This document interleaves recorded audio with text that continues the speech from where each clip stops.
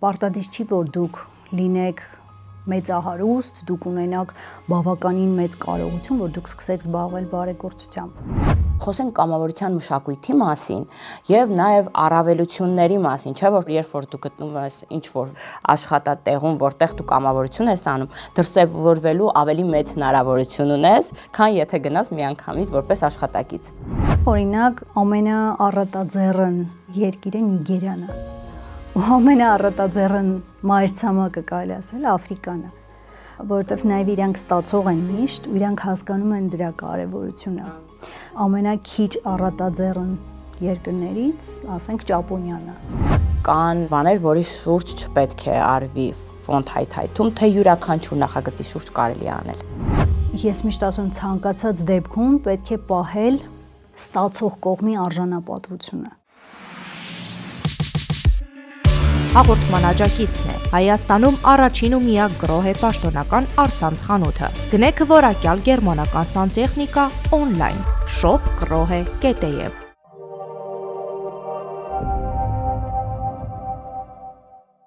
Բարև ձեզ հարգելի հետևորդներ, այսօր մեր տաղավարում հյուրընկալել ենք ֆոնդ հայթայթման փորձագետ Իրինա Փահլևանյանին։ Բարև ձեզ Իրինա։ Ողջույն։ Շնորհակալ եմ շատ մեր հրավերն ընդունելու համար, հաճելի է ձեզ միշտ տեսնելը մեր տաղավարում։ Ես եմ շնորհակալ հրավերի համար, ես նույնպես միշտ շատ սիրով եմ գալիս եւ սիրով եմ ընդունում հրավերը։ Հայաստանում ֆոնդ հայթայթումը ինչ մակարդակում է գտնվում, օրինակ համեմատած 5 կամ 10 տարի առաջվա։ Եթե համատում ենք հենց հայաստանյան իրականության հետ, բնականաբար շատ լավ, որովհետև 10 տարի առաջ թերևս նույնիսկ ֆոնդ հայթայթող բառը շատ խորթ էր թվում եւ շատերը չէին պատկերացնում, որ կա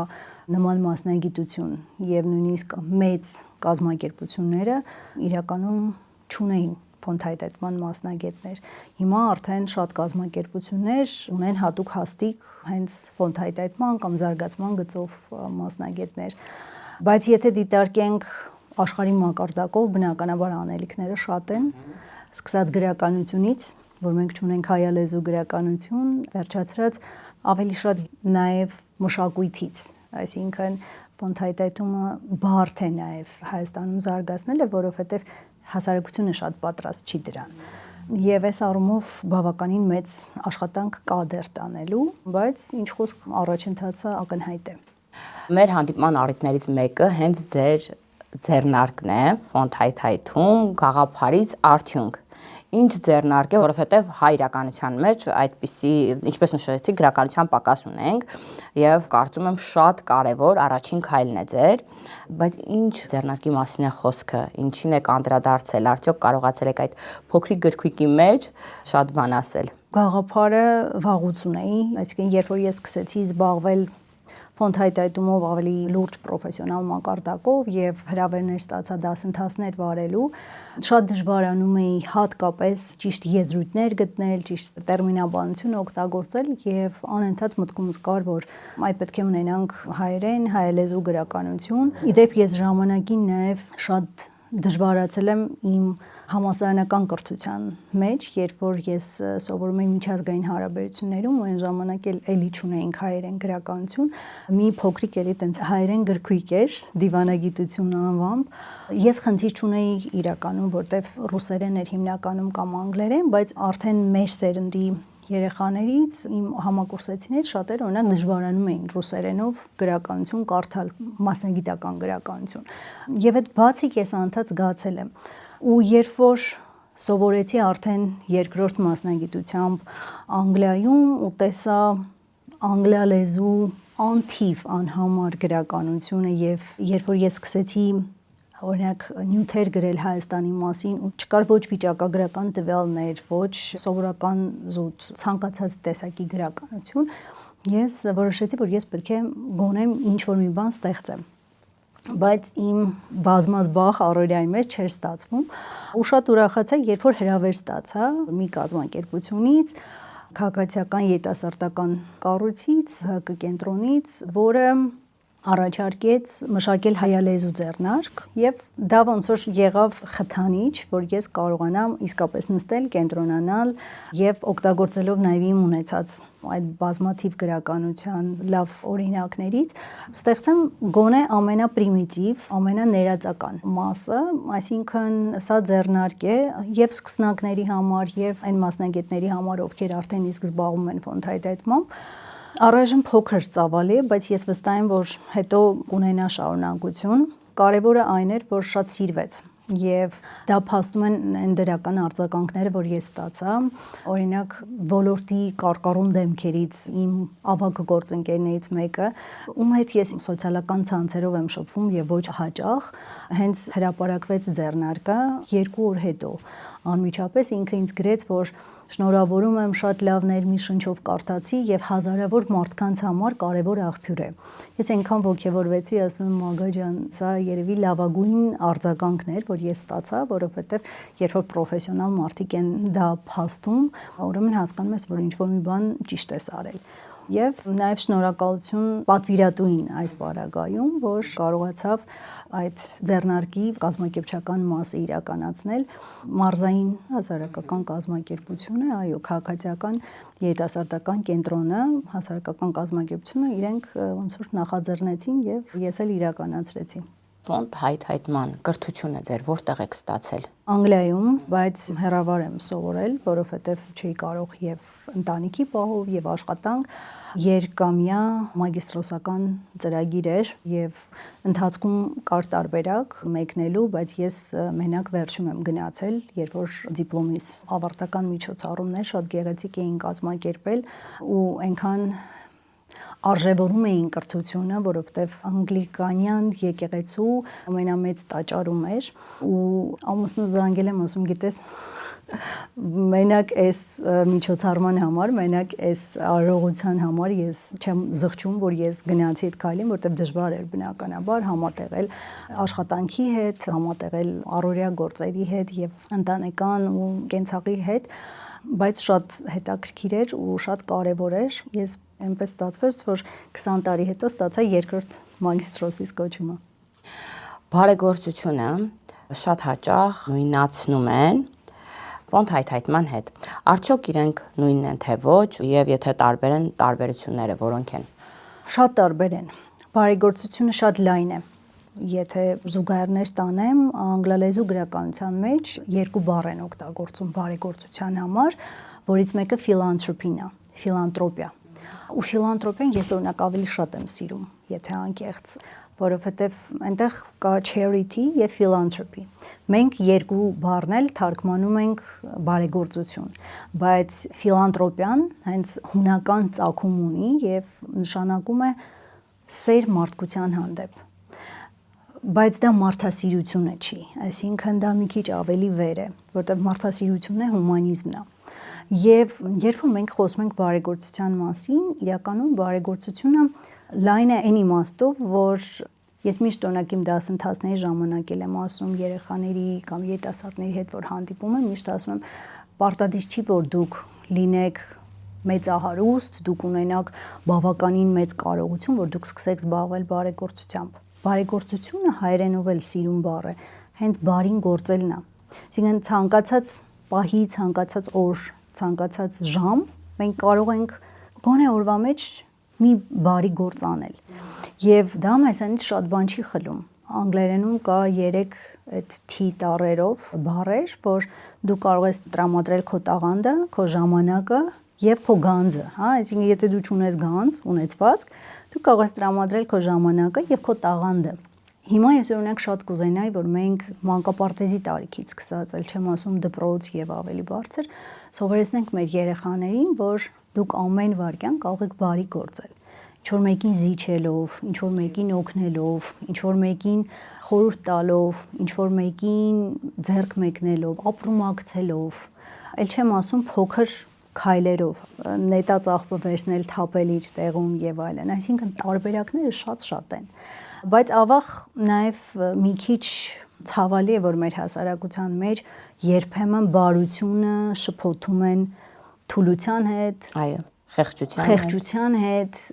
նույնիսկ չեն հավատում, երբ որ դու ինչ որ լավ բան ես անում, ասում են, տեսնես որտեղ են ուզում ինձ գցեն, այսինքն դա անվստահությունը նույնիսկ բերում դա, այսինքն չեն հավատում, որ եթե դու ինչ որ բարի քայլ ես անում, դա ուղղակի ազնիվ մղում է։ Բայց մենք պետք է սովորացնենք մեր երեխաներին, որ գիտեք, ես մանկապարտեզ ունեմ եւ կրթական այդ ամենացածր օղակներում էլ եմ ներգրաված, օրինակ ծնողները գալիս են ասում են իմ երեխան խեղճ է, ես չեմ ուզում որ խեղճ լինի, ասում բայց խեղճ չի ձեր երեխան։ Ձեր երեխան ուղղակի շատ լավ երեխա է, շատ բարի, շատ կամեցող, շատ լավ որակներով, բայց ինքը խեղճ չի, ինքը շատ լավ կարողանում է իր դիրքը դնել, իր սահմանները դնել, չէ, ինքը մեկը խեղճ է ու համեմատում են, ասենք, չգիտեմ, իր զարմիկի հետ, իր հարևանի հետ եւ այլն։ Այդ նուրբ գիծը, որ մարդիկ հասկանան, որ բարությունը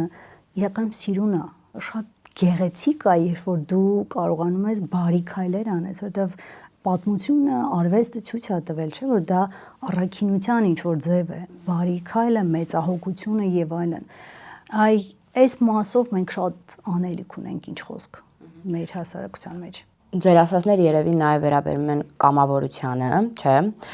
որը Հայաստանում զարգացած չէ, իհարկե կարծես թե միտում կա զարգացման, բայց տարիներ առաջ նույնիսկ շատ մարդիկ չէին լսել կամավորության մասին։ Այնինչ դրսում նույնիսկ կան համալսարաններ, որ միջև չներկայացնես, որ կամավոր աշխատանքներ ես արել, չես կարող թղթերը տալ եւ այլն, եւ աշխատատեղեր։ Խոսենք կամավորության մշակույթի մասին եւ նաեւ առավելությունների մասին, չէ՞ որ կամավոր, երբ որ դու գտնվում ես ինչ որ վայրում, ինչ որ աշխատատեղում, որտեղ դու կամավորություն ես անում, դրսևորվելու ավելի մեծ հնարավորություն ունես, քան եթե գնաս միանգամից որպես աշխատակից։ Միանշանակ։ Ես հիշում եմ, երբ որ ես ավարտեցի համալսարանը, մագիստրատուրան արդեն, ու քանի որ ես շատ լավ էի սովորել, կարմիր դիպլոմով էի ավարտել, մինչ այդ ոսկե մեդալով, բան ինձ թվում էր պետք է կարմիր գորգը փռած ինձ սպասեն։ Հետո ես հասկացա, որ ուր ես դիմում եմ, ինձ նույնիսկ չեն հրավիրում հարցազրույցի, որտեղ ես փորձ չունեի։ Ու դա եղավ շատ մեծ դաս ինձ համար, եւ 6 ամիս իմ որոնումներից հետո, չնայած ես մի քիչ էլ անկեղծ դրել էի նշաձողը բարձր, դա էլ ասեմ, այսինքն ես ամենտեղ էլ չէի դիտարկում բնականաբար, ես անպայման ուզում էի միջազգային կազմակերպությունում աշխատեի, այդ միջազգային կորպորատիվ մշակույթի մեջ լինեի,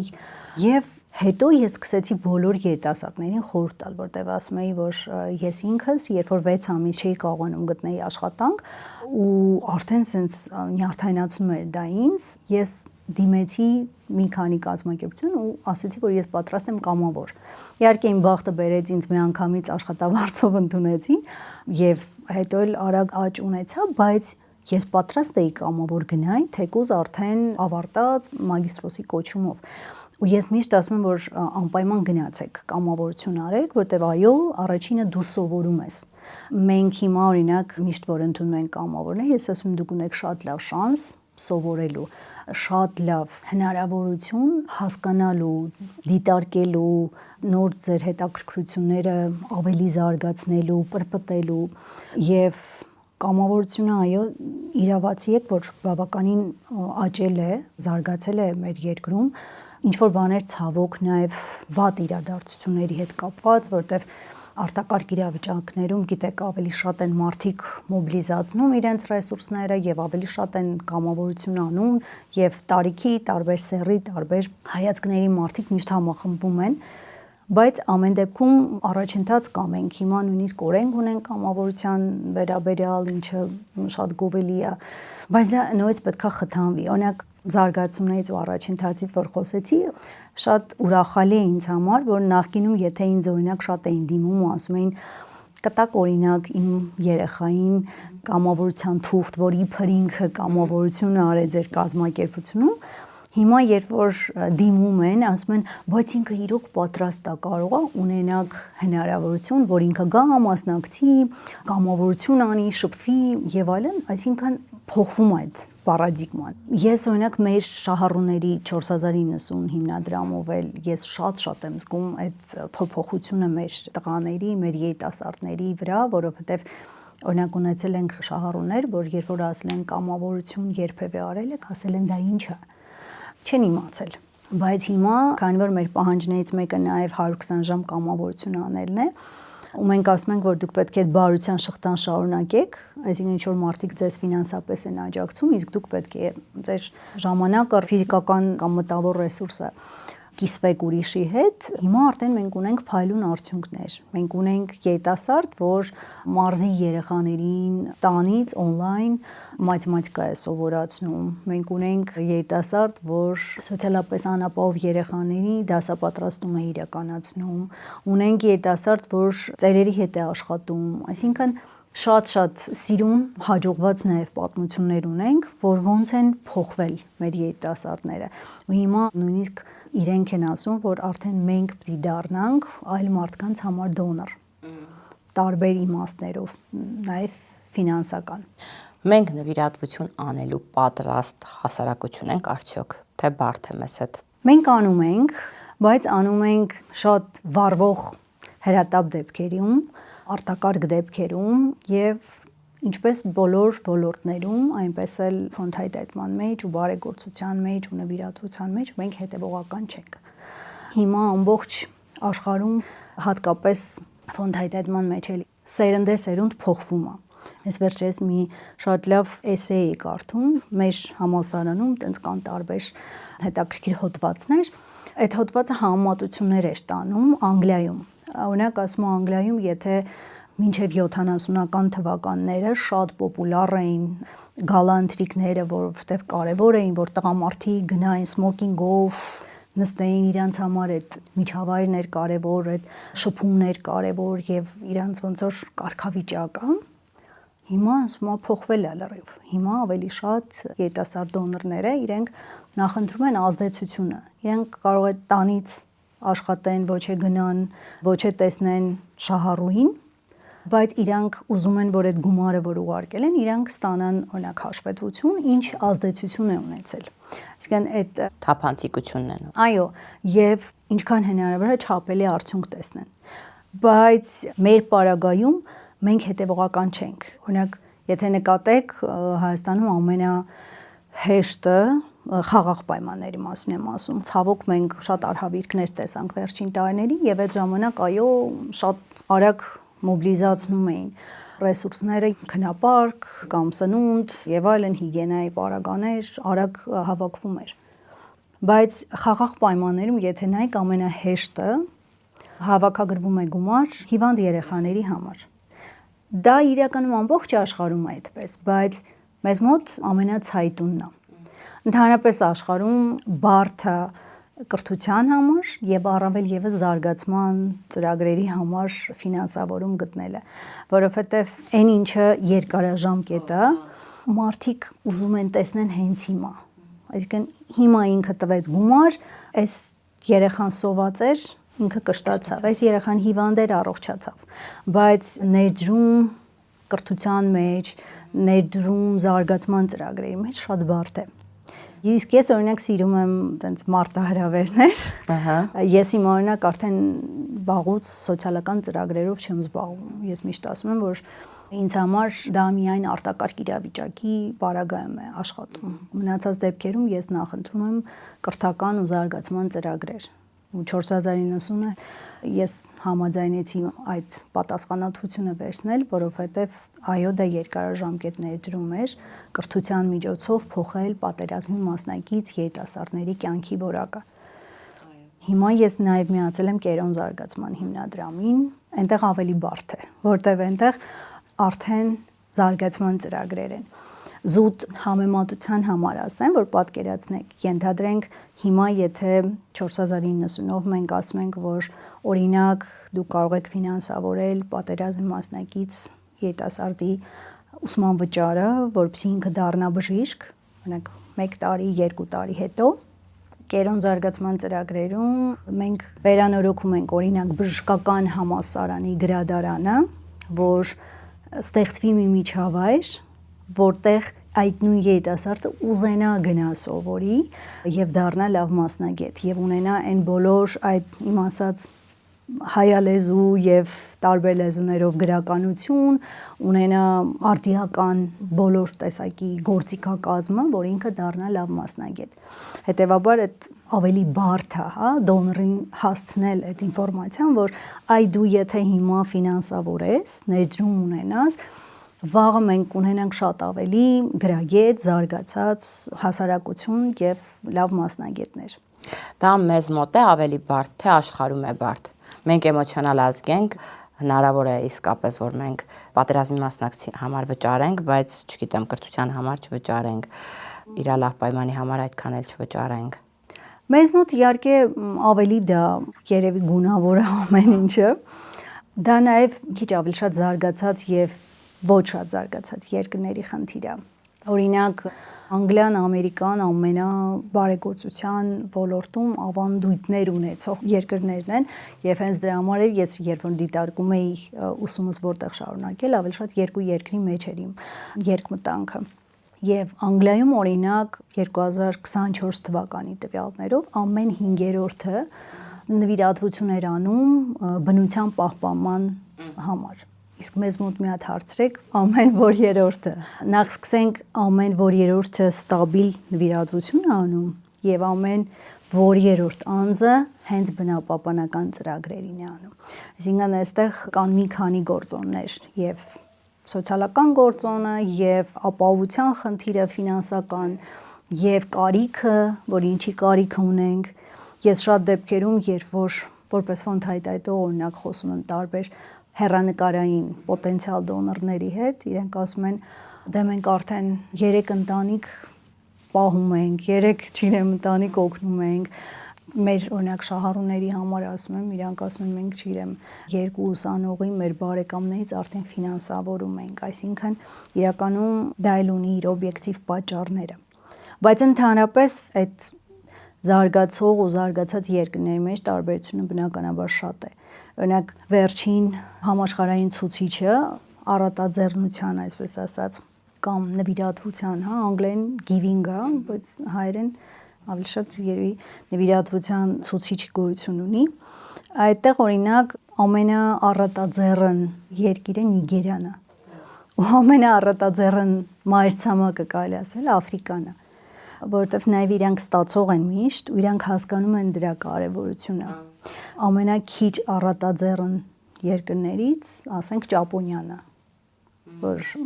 սուտ պատկերացնեք, էլի ինչքան զարգացած է լինում, այդքան իրանք, որովհետև պետությունն էլ է շատ բան անում, իսկ օրինակ Նիգերիայի պարագայում թեպետև շատ նաև ցեղախմբեր կան այնտեղ, ազգային խմբավորումներ կան, բայց ամեն դեպքում իրանք մինչև իրենց եկամտի 3%-ը տալիս են։ Իրականում ֆոնդ հայթայթման մեջ շատ կարևոր է պարբերականությունը, այսինքն ավելի լավ է, որ մարդիկ թեկուզ քիչ գումարով, բայց սիստեմատիկ վճարում անեն այն կազմակերպությանը, որ իրենք հավատում են, այն գաղափարին, որ հոգեհարազատ է իրենց համար, քան միանվագ ու միանգամյա, բայց մեծ գումար եւ հետո մոռանան, որովհետեւ երբ որ պարբերական է լինում այդ նվիրատվությունները, նաև դուք սկսում եք հետևել։ Դուք արդեն խորանում եք այդ կազմակերպության, այդ ծրագրի մեջ, դուք տեսնում եք նաև աճը, ազդեցությունը եւ իսկապես դա շատ ավելի կարևոր է ու կազմակերպության տեսանկյունից էլ բնականաբար յուրաքանչյուր կազմակերպություն ուզում է, որ ունենա մշտական, բայց թեկուզ փոքր գումարով նվիրատվություն անող դոնոր եւ ոչ թե մեկ ու մեջ ուղղակի մի անգամ տվեց ու մոռացավ։ Երբ որ սովորում էի մագիստրատուրայում, գլոբալ ֆիլանտրոպիայի դաս ունեինք, դա իմ ամենասիրելի դասն էր, ու այդտեղ ուսումնասիրում էինք ասիական փորձ, եվրոպական փորձ, ամերիկյան եւ այլն։ Բացի դրանից նաև ուսումնասիրում էինք սփյուռքի, այսինքն ամեն երկիր չի, բայց շատ երկրներ դեռ ունեն մեծ սփյուռք։ Ու հաշվարկված էր, թե ինչքան փոխանցումներ է լինում ու դա ՀՆԱ-ի որ մասն է կազմում, ասենք բնականաբար Հնդկաստանը top 1-ն էր, բայց ինձ համար շատ զարմանալի էր, որ մեծ էլի սփյուռքի փոխանցումներից էր Մեքսիկան։ Իսկն իրանք ու Մեքսիկան, ավելի շատ Մեքսիկան, բայց նաև Լատինական Ամերիկան, որտեղ իրանց հիմնական ոնց որ մուտքերը լինում է սփյուռքից։ իրենց հայրենակիցները դրսում աշխատում են, ուղարկում են իրենց երկիր։ Այսինքն sense հետաքրքիր ցուցիչներ կան, ստատիստիկա կա եւ այլն, որ դու հասկանում ես, որ դա նաեւ մի քիչ ընդհանրական պատկեր ունի, կախված երկրի սոցիալական վիճակից, տնտեսությունից, զարգացվածությունից, որն էլ բերում է բնականաբար արդեն մտածելակերպ եւ մշակույթ։ Հնարավոր է նվիրատվության կուլտուրան, մշակույթը համակարգային լուծել։ Օրինակ, որոշ արտոնություններ տրամադրել նվիրողներին, ունեք արդյոք այլ երկրի օրինակ, որ համակարգային է լուծվել այդ խնդիրը եւ քաղաքացիները իրենք նվիրաբերող են, այսպես ասած։ Կարող է եւ բանկերը ինչ որ արտոնություններ տան։ Այո, իհարկե, ամբողջ աշխարհում կա այդ մշակույթը, այդ քաղաքականությունը, մոտեցումը։ Դրանցից մեկը օրինակ հարկային խթաններն են, որոնք բավականին լուրջ ազդեցություն են ունենում արտերկրում, հիմնականում զարգացած արևմտյան երկրներում, եւ անհատները եւ ընկերությունները ունեն այդ արտոնությունները, ու հետեւաբար մարդիկ շատ ձգտում են դրան։ Դա խթաններից մեկն է, ու իմ թեման իրականում հենց դա էր։ Թեզս երբ որ պաշտպանեցի, որքանով կազդեր Հայաստանում ու Հայաստանի կառավարությունը ինչպես կարող էր խթանել կորպորատիվ սոցիալական պատասխանատվությունը ընկերությունների շրջանում, ինչ մեխանիզմներ կարող էր անել, եւ այո, մեկը հարկային խթանն է։ Ես ուրախ եմ, որ հիմա մեզ մոտ էլ փոփոխություն եղավ եւ նախկինում գործող այդ 0.25%, որ կարող էին հետ վերադարձ ունեն այն ընկերությունները, հիմա 26 թվականի հունվարից գործելու է նոր օրենք, որ եթե ընկերությունները ֆինանսական աջակցություն ցույց տան, նվիրատվություն անեն պետական կրթական կառույցներին, այդ 0.25%-ը 10 անգամ ավելացել է, 2.5% է լինում։ Սա իհարկե կարևոր քայլ է, բայց կարծում եմ դեռ փոքր քայլ է, որովհետև միայն կրթական հաստատությունները դեռ բավարար չեն, մենք ունենք մշակութային կառույցներ, մենք ունենք առողջապահական կառույցներ եւ այլն, որոնք էլի շատ ունեն դրա կարիքը։ Ես հուսամ, որ սա կլինի պիլոտային եւ էտապ եւ ծածկույթը կմեծանա եւ նաեւ հարկաբաժնի չափը կմեծանա։ Մյուս խթաններից մեկը ճանաչելիությունն է, որ սիրում են կազմակերպությունները հատկապես, այդ ճանաչումը շատ կարևոր է։ Անհատներն էլ իրականում եւ կան այդպես տարբեր մեխանիզմներ, գործոններ, թե ինչու են մարդիկ ընդհանրապես զբաղվում նվիրատվությամբ, զբաղվում ֆիլանթրոպիայով, զբաղվում բարեգործությամբ, որովհետեւ մեկի համար դա կարող է լինի իսկապես մարդասիրությունը, ալտրուիզմը, մյուսի համար կարող է լինի սոցիալական դիրքը, որովհետև դա կարգավիճակ է, մանավանդ երբ որ գնում են ինչ-որ միջոցառումների եւ այլն, մարդիկ կան, որ կարող ամեն ինչ անեն, որ պատի վրա գրվի, դա էլ է օրինաչափ, որ ասում են լուր պետքա լինի բարեգործություն եւ այլն, եւ ասում են չէ, այսինքն ամեն դոնոր ունի իր նախասիրությունը ու չկա ճիշտ ու սխալ։ Այսինքն մեկի համար շարժառիթը կարող է լինի սոցիալական դիրքը, մյուսի համար կարող է լինի իր հոգու հանգստությունը, որ զուտ ինքը լուրումունջ տվեց ու գնաց։ Կա օրինակ շարժառիթ, որ մարդիկ ուզում են լինել նույն ցանցի մեջ, այսինքն դու շփվում ես նույն մարդկանց հետ կամ դու նվիրատվություն ես անում ինչ-որ մի կառույցի, օրինակ երբ որ ուսումնասիրում ենք Օքսֆորդի, Հարվարդի իրանց շատ մեծ դրամագլուխ խոնդեր ունեն, շատ դեպքերում իրենց նվիրատվություն անողները կամ իրենց շրջանավարտներն են, որ իրենք այդ պատկանելիության զգացումը ունեն, կամ մարդիկ են, ովքեր ուզում են հիմիկվանից, օրինակ հող նախապատրաստեն իրենց զավակների համար, ապագա սերնդի համար, որովհետև հետո ավելի հեշտ կլինի նաև իրենց համար մտնել այդ համայնքի մեջ։ Այսինքն շարժառիթները շատ տարբեր են եւ դրանցից մեկը, ինչպես նշեցի, ճանաչումն է։ Իմ հետաքրքիր գաղափարներից էր, որ Հայաստանում անեինք ճանաչում որպես մրցանակաբաշխություն։ Եվ անցած տարի առաջին անգամ մենք ICC կազմակերպության հետ, որտեղ ես խորհրդի փոխնախագահն եմ, մենք կազմակերպեցինք կորպորատիվ սոցիալական պատասխանատվության մրցանակաբաշխություն։ Կոչվում էր նվիրում մրցանակաբաշխություն եւ պատկերացրեք շատ կազմակերպություններ դիմեցին եւ իրենց համար շատ կարեւոր էր այդ կոչումը, այդ մրցանակը, որովհետեւ կորպորատիվ սոցիալական պատասխանատվությունը նույնպես եթե մեր երկրում զարգանում է, բնականաբար դրա կրողն են դառնում նաեւ ընկերության աշխատողները։ Այսինքն, երբ որ ընկերությունում այդ մշակույթը դրվում է, որ դուք պետք է կամավորություն անեք, դուք պետք է աջակցեք այս կառույցին,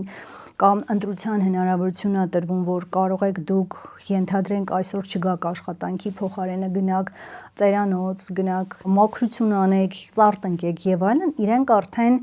սկսում են դրակրողը դառնալ եւ հետեւաբար հետո այդ նույն աշխատակիցը իր երեխային է սովորացնում դա, իր երեխան, իր ընկերոջը եւ այդ շղթան գնալով մեծանում է ու հետեւաբար Հայաստանում եթե օրինակ նույն այդ ընկերությունների ինչպես դուք ասցիք մի քիչ արտոնություններ տրվեն, որ իրենք ոչ թե PR-ի համար, այլ արժեքային համակարգի մակարդակում կորպորատիվ սոցիալական պատասխանատվությունը զարգացնեն, դա ես վստահ եմ, որ շատ մեծ փոփոխություն կբերի։ Ու մենք իսկապես ունենք արդեն դրա պտուղները, ես ինքս աշխատում եմ տարբեր ընկերությունների հետ, տեսնում եմ, որ փոփոխությունը ահռելի է։ Մի քանի տարվա տարբերությամբ շատ մեծ փոփոխություն կա։ Ինչ վիճակում է գտնվում Սփյուռքը ֆոնդ հայթայթման մասով։ Ակտիվ ենք թե Սփյուռքում բնականաբար շատ ավելի հեշտ է, որովհետև իրենք այդ նույն դպրոցներում, մանկապարտեզներում փոքր տարիքից գիտեն, որ օրինակ իմ զարմուհին փոքր տարիքից արտերկրում արդեն ինչ-որ շոկոլադներ էին վաճառում, տանը բաներ էին թխում վաճառում, որ պետք է այդ գումարը գնար բարեգործության։ Իրանք փոքր տարիքից արդեն դրա մեջ են ու հասկանում են դրա արժեքը, դրա կարևորությունը, կարևորում են հենց բարեգործությունը։ Այդ իմաստով հեշտ է, բայց վերջին տարիներին շատ է բարդացել, պետք է ասեմ, որ իսկապես շատ է բարդացել Սփյուռքի հետ աշխատանքը, որովհետև Արցախը դարձավ վերջին կաթիլը։ Երբ որ մարդիկ ասում էին, որ այդքան օգնեցինք, ես հասկանում եմ իրենց։ Վերջին անգամ, երբ որ 2023 թվականին արեցի Ամերիկայում բարեգործական միջոցառում, ես հասկացա իրենց վրդովմունքը եւ դա օբյեկտիվ էր։ Այսինքն իրենք իրենց խաբված էին զգացել։ Ես իհարկե չեմ ընդունում, որ իրենք պետք է դադարեն աջակցել Հայաստանին, որովհետեւ ես միշտ ասում եմ, դուք եթե հեռացել եք, դուք դրանով իսկ թույլատրել եք երկիրը։ Ցանկացած մարդ, երբ որ մեկնում է երկրից, մեր երկիրը թուլանում է։ Ու գոնե իրենք պետք է լցնեն իրենց եւ ֆինանսով եւ գալ այստեղ, չգիտեմ, կամավորություն անելով եւ աշխատելով եւ այնտեղից կամավորություն անելով, այսինքն ինչ որ մի ներդրում պետք է ունենան։ Բայց այն որ վերջի տարիներին իսկապես դժվարացել է Սփյուռքի հավատն է կորել, ինչը ամենավատն է։ Ֆոնդ հայտայթման մեջ ամենաբարդը այն է, որ եթե մի կառույց թերանում է, մի կառույց սխալ է գործում, դա բնականաբար ազդում է ամբողջ դաշտի վրա։ Այսինքն միանգամից ցենց ընդհանրացվում է։ Եվ հետեւաբար այս գործի մեջ շատ կարևոր է այդ թափանցիկությունը, հաշվետվողականությունը, ճիշտ տնօրինումը գումարի, ինչը մենք ավաղ տեսել ենք վատ դեպքեր, սկսած ամենամեծ, վերջացրած ամենափոքր կառույցներից։ Հիմա նաև Սփյուռքն է ունի մեր աջակցության կարիքը, այսինքն մենք եթե Հայաստանում ենք ասում հայապահպանության խնդիր ունենք, դուք պատկերացրեք արտերկրում ինչքան բարդ է իրենց հայապահպանությունը լուրջ խնդիր է եւ լուրջ ռեսուրս է պահանջում։ Ես հաճախ եմ լինում արտերկրում, տարբեր երկրներում եւ ուր էլ որ գնում եմ, միշտ փորձում եմ հայկական ինչ-որ անկյուններ գտնել, ամենավերջի ուղևորությունս Սինգապուր էր, շատ զարմացա հայկական ներկայացվածությունից, հայկական Սփյուռքը շատ քիչ է, բայց մենք ունենք Սինգապուրի հենց կենտրոնում եկեղեցի բավականին մեծ տարածքով եւ Սինգապուրը, որ շատ թանկ, անշարժ գույքի երկիր է, այդ երիտասարդը, որ մեզ ընդունեց, տարավ, տուր արեց, ասում է, գիտեք, սա անգին է այս տարածքը, որտեղ ամենաառաջին շինությունն է, քարաշեն, քաղաքի կենտրոնում եւ մեծ տարածքով ու եկեղեցի։ Ու հիմա իրենք նաեւ միջոցառումների մաս էին սարքել, որովհետեւ այնքան գեղեցիկ վայրում է գտնվում, որ շատերը նույնիսկ այլազգի մարդիկ գալիս են միջոցառումներ են անում, պսակադրության արարողություններ են անում եւ այլն, բայց ունենք խնդիր, որովհետև նույնիսկ եթե կա եկեղեցի, չունեն սպասավոր, չունեն կից դպրոցները, ինչքան փոքր է համայնքը, այդքան բարդ է։ Կան երկրներ, որ ասիմիլյացիան շատ ուժեղ է, ասենք նույն Ռուսաստանի նման մեծ երկրում ու այդքան մեծ սփյուռք ունեցող հայկական սփյուռքը, բայց այնտեղ շատ են միաձուլվում, որովհետև ռեժիմն է այդպեսին, որովհետև այնտեղ ավելի հեշտ է միաձուլվել, ավելի հեշտ է ազգանուն փոխել, անուն փոխել, քան պահել ինքնությունը։ Այսինքն մենք իսկապես լուրջ խնդիր ունենք։ Դա պետք է լինի պետական աջակցությամբ, սփյուռքը դա էլ է սպասում, որովհետև իրենք ասում են, որ մեզ պետք են օրինակ որակյալ ուսուցիչներ, որ գան հայերեն սովորեցնեն։ Մենք գիտենք, որ նույնիսկ Հայաստանում գյուղերում հիմա ուսուցչի խնդիր կա, ուր մնաց մենք ուսուցիչ բերենք։ Այս կարգի խնդիրներ կան, որ սփյուռքը ասում էր, որ մենք հիմա ավելի շատ նաև մենք մեզ պահելու խնդիր ունենք։ Հայապահպանության խնդիր ունենք։ Նաև վերջին շրջանում կա անջրպետ Հայաստան Սփյուռք։ Հայաստանի եւ Սփյուռքի միջև ինչը սարսափելի է, որովհետեւ իսկապես Սփյուռքը միշտ օգնել է, հայրենիքի կողքին է եղել, եւ հենց ֆոնդ հայթայթման հարցում դա լուրջ խնդիր կարող է առաջացնել։ Կան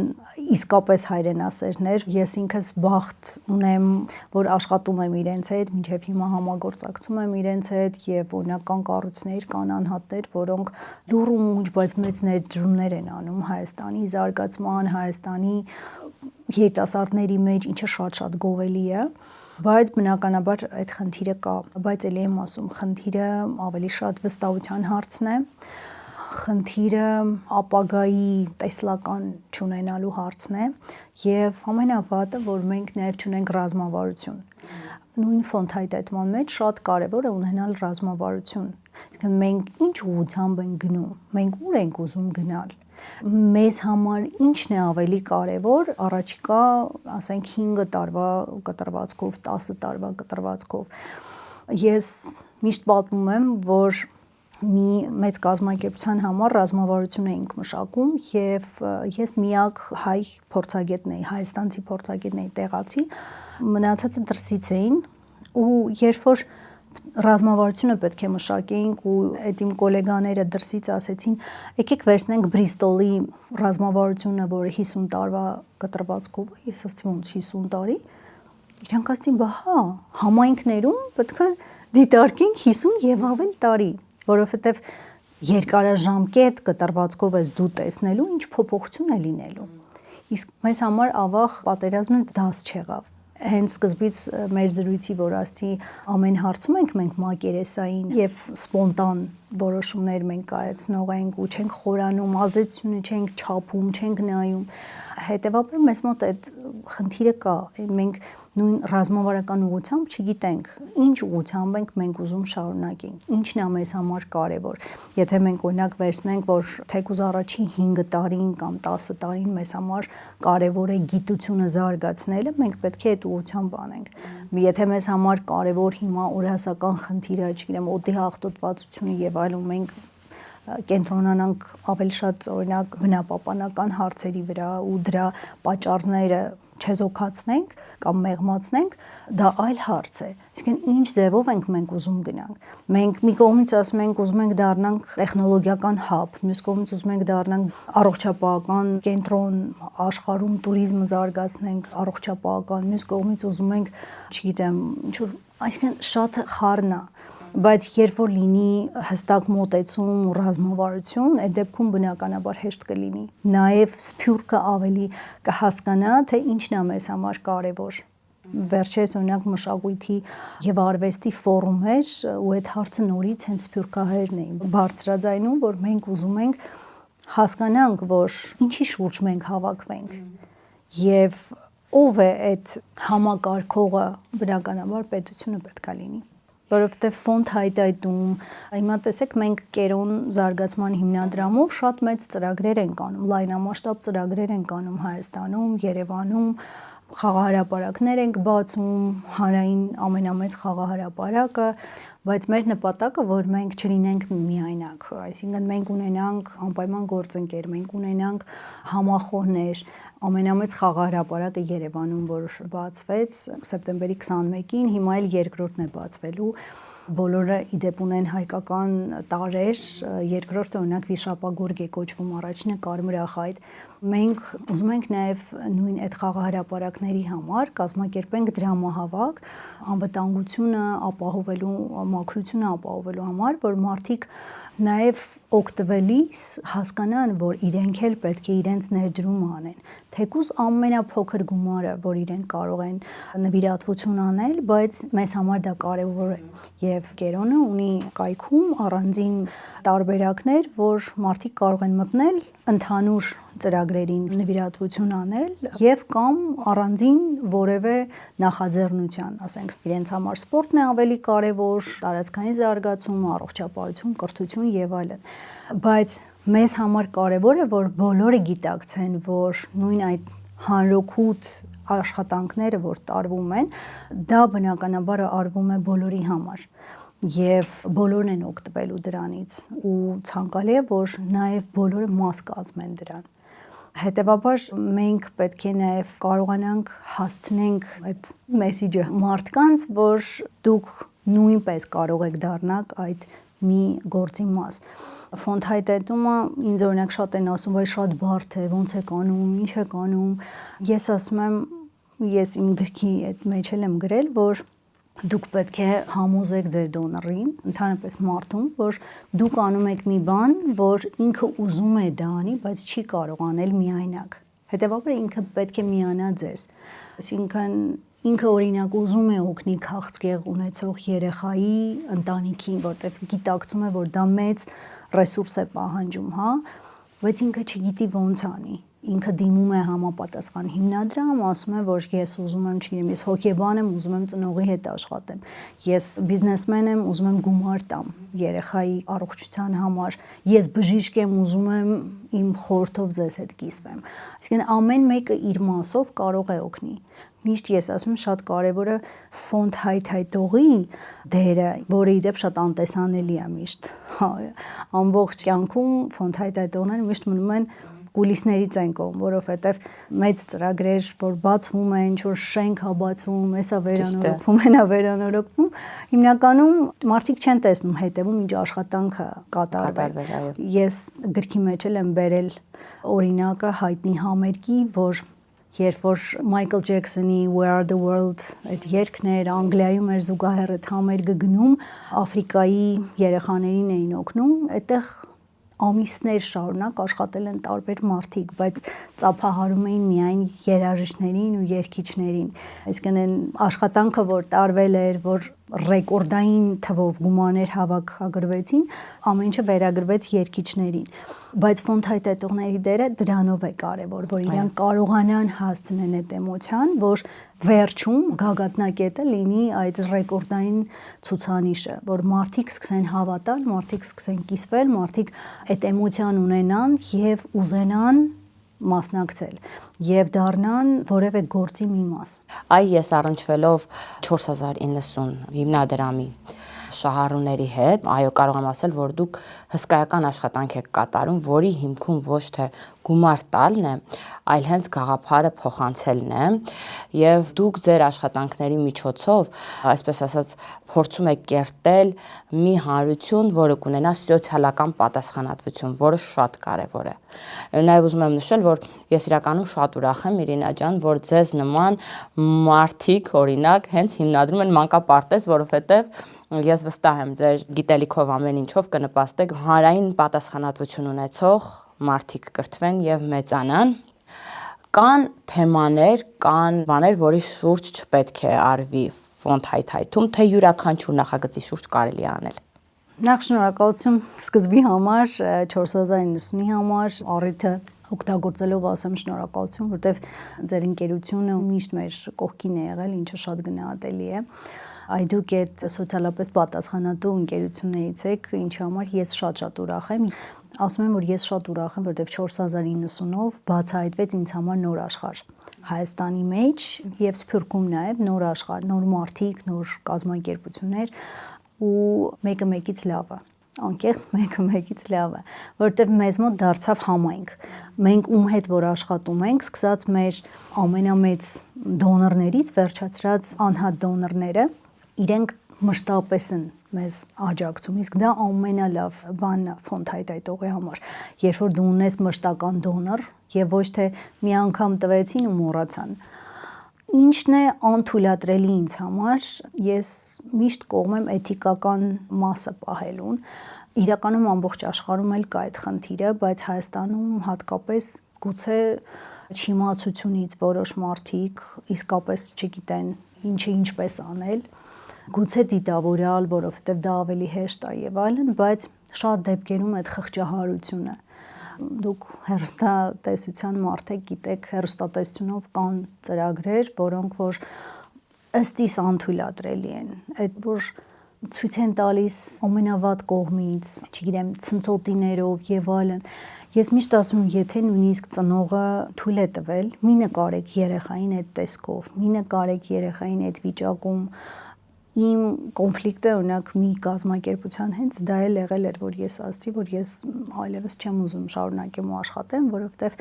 դրսից էլ էր դոնորը դա պահանջում, այդ խղճուկ վիճակը, այդ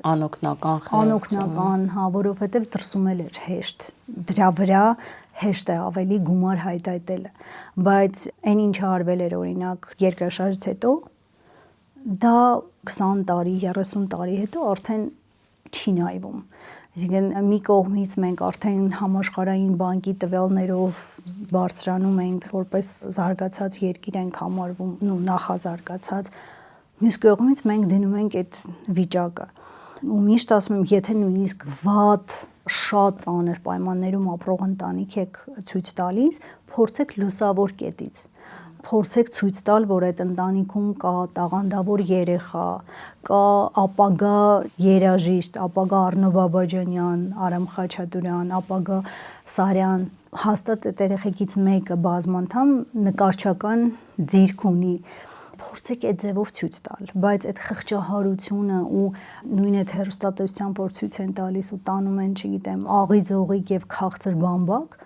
որը ավելի վատ է երեխային առողջության համար, քան օգուտ, դա ըստ իս ես չեմ կարող նույնիսկ բառերով նկարագրել, դա ինչ ճղճիմության աստիճան է։ Այսինքն ինձ համար այո կան այդ կարմիր գծերը։ Ես միշտ ասում եմ, ցանկացած դեպքում պետք է պահել ստացող կողմի արժանապատվությունը։ Դա շատ կարևոր է։ Դա պարտադիր կետ է ֆոնդ հայտայտողի համար, այսինքն գուցե այո քո աշխատանքը բարդացնես, գուցե ավելի դժվարությամբ հասնես դու այդ գումարի, ավելի քիչ գումար բերես, բայց դու պետք է այդ արժանապատվությունը պահես։ Եվ ոչ թե այդ պահին ոտնահարելով ցանկացած բան դու ստանաս քո երազած հա մակիավելիզմի բանով, որ ցանկացած բանով հասնես։ Մյուս կարմիր կետերը կան կազմակերպություններ, որոնց պետք չի դիմել։ Նայած ինչ ծրագրով, բայց եթե օրինակ լուրջ փողերի լվացման սկանդալի մեջ ա եղել, կոռումպացված, չիրեմ, ինչ որ լուրջ խնդիրներ ունեն, հա, երեխաների թրաֆիկինգ եւ այլն, կան կազմակերպություններ, որ իսկապես պետք չի դիմել, այսինքն դա շատ լուրջ ռեպուտացիոն ռիսկ է։ Դա հեղինակության վրա կարող է ազդի ու ես միշտ ասում եմ, կարճաժամկետ լուծումը կարող է երկարաժամկետ ձեր հեղինակությունը զրոյացնի ու ձեր տարիների աշխատանքը ուղղակի ոչնչացնի։ Այնպես որ բնականաբար կան կետեր, որի վրա ցանկալի էր, որ ուշադրություն դարձնեն։ Եվ նաև ես դոնորների տեսակետից էլ եմ միշտ ասում, որ դուք էլ մի հավատացեք ամեն ասածին։ Մի տրվեք պրովոկացիաներին, էմոցիաներին, այդ խղճահարության բաներին, հա, այդտեղ էլ է կարևոր այդ քննադատական մտածողությունը, որը ավաղ շատ դեպքերում բացակայում է մեր հասարակությունում, եւ երբեմն ես օրինակ տեսնում եմ ինչ կազմակերպություններ են դեռ շարունակում աշխատել եւ ստանալ ֆինանսավորում ինձ համար մի քիչ անհասկանալի է, այսպես ասեմ, այսինքն դոնորն էլ պետք է լինի ավելի կրթված, ավելի հասկանա որտեղ ներդրում անի, որովհետեւ դա կարող է իսկապես սխալ լինի։ Սկսած հասարակությանը մակաբույծ դարձնելուց վերջացրած վատ ծիլեր աճեցնելը։ Իսկն էլ չեմ ասում ինչ որ տարբեր խարտախություններ եւ այլն։ Ովքեր կարող են ձեռք բերել, վաճառվելու է թե ոչ ձեր ձեռնարկը։ Ձեռնարկի հենց դրական կողմերից մեկը, որ անվճար է, հասանելի է բոլորին, այս պահին առայժմ էլեկտրոնային, բայց ուրախ եմ, որ նաև հետաքրքրություն կա կազմակերպության կողմից, այլ կազմակերպություն, դեռ քանի որ բանակցային փուլի մեջ եմ կանոն նշել, բայց հետաքրքրված են նաև տպագրության, հուսամ նաև տպագիր կլինի, բայց այս պահին անվճար է եւ ինձ համար դա երևի նաև հետ տալու մի տարբերակ էր։ Ես էլ իմ մասով, եթե կարող եմ ինչ-որ հատկապես ավելի սկսնակ, ավելի երիտասարդ մասնագետներին օգնել, դա ոնց որ իմ հանգստությունը եղավ եւ ես ուրախ եմ, որ իմ առաջին ձեռնարկը, որը տպագիր արդեն կլինի տենց գրքույկ, կլինի անվճար։ Հետագայում գուցե ես ավելի խորացված, ավելի նեղ ոնց որ թեմաներով ֆոնդ հայտարարման, դե որտեղ շատ բազմաճյուղ է, գրեմ այլ գրքեր, դրանք գուցե լինեն վճարովի, բայց այս պարագայում սա անվճար է։ Եվ դրա համար ես սիրով ընդունեցի այդ պատվերը, այդ առաջարկը։ Ինչպիսի քաղաքացի եք ուզում տեսնել 5 կամ 10 տարի անց։ Ես նախ եւ առաջ կուզեի, որպեսզի տեսնեի հայրենասեր, բայց բառից բուն իմաստով հայրենասեր, ոչ թե դա լիներ պաթոս, այլ էլի ամենացածր մակարդակից սկսած, երբ որ մարդը խնամք է տանում իր համայնքի համար, իր երկրի համար, ցավ է ապրում ամեն ծառի, ամեն թփի համար։ Կուզեի, որ լիներ պատասխանատու, որովհետև իսկապես հիմա մենք ապրում ենք մի դարում, ովքեր չունեն պատասխանատվություն իրենց արածի համար, իրենց խոսածածի համար, մանավանդ սոցցանցերի դարում, այս թվային միջավայրում, ով ինչ ուզի, ով ուզի, մրի, զրի, այդ զրպարտություն, չգիտեմ, ինչ ուզեն կասեն, կանցնեն կգնան, կամ ասում են դե լավ 24 ժամ էր, մի հատ story են դնում, իրանց թվում է վերջ։ Ես կուզեի, որ մարդիկ պատասխանատու լինեին ավելի շատ, լինեն բարի, որը իսկապես շատ-շատ կարևոր է, բայց բարությունը նաև գալիս է ինչ որտեղ ամբողջ միջավայրից։ Մարդիկ բարի ծնվում են, բայց հետո իրանք դառնում են ագրեսիվ, չարանում են տարբեր պատճառներով։ Ես միշտ Բուլգակովի խոսքերն եմ օրինակ բերում, շատ եմ սիրում, որ ասում է չկան չար մարդիկ, կան դժբախտ մարդիկ։ Իսկն այդ չարությունը նաև գալիս է դժբախտությունից։ Ես կուզեի, որ մարդիկ իսկապես լինեն երջանիկ։ Ու վերջին կետը, որ այո, իրանք լինեն ուրախ, երջանիկ եւ անհոգ, որտեղ մեր ազգը հիմա շատ դժբախտ է, իրենց դեմքից էլ է երևում։ Նույնիսկ եթե բոլոր հանրային վայրերը, սրճարանները եւ այլն լիքն են, լեփլեցուն մարդիկ,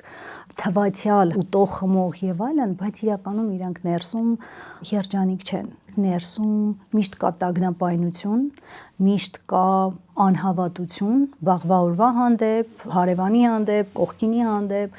այդ անվստահությունը ու ես կուզենայի, որ մեր ժողովուրդը լիներ ուրախ, երջանիկ, ազնիվ եւ պատասխանատու։ Շնորհակալ եմ շատ Իրինա, շատ բովանդակային եւ սիրուն զրույց էր։ Ես եմ շնորհակալ, ես չհասկացա ինչպես ժամանակը անցավ։ Հաղորդման աջակիցն է Հայաստանում առաջին ու միակ գրոհե պաշտոնական առցանց խանութը։ Գնեք որակյալ գերմանական սանտեխնիկա on-line shop.grohe.am